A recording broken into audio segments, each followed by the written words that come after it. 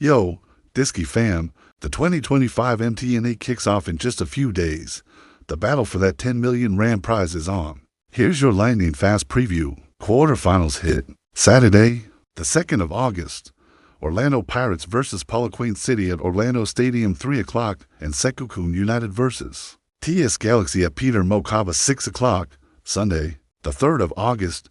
Stellenbosch versus Amazulu at DHL Stadium 3 o'clock, and Mamelodi Sundowns versus Richards Bay at Lucas Moripe at 6 o'clock. These 8 teams punched in last season, and they'll be going full throttle, cup football style. Orlando Pirates, Mabasa, Mofokeng, hungry to bag a 4th straight MTN8 under new coach Wadu. Sundowns, Makona and keeper Williams, they're chasing redemption after their last MTN8 win in 2021. Stellenbosch, expect Titus to lead the charge. They're coming off a runner-up finish in the final last year. The quarter-final match is hosted by higher-ranked clubs as home advantage heat.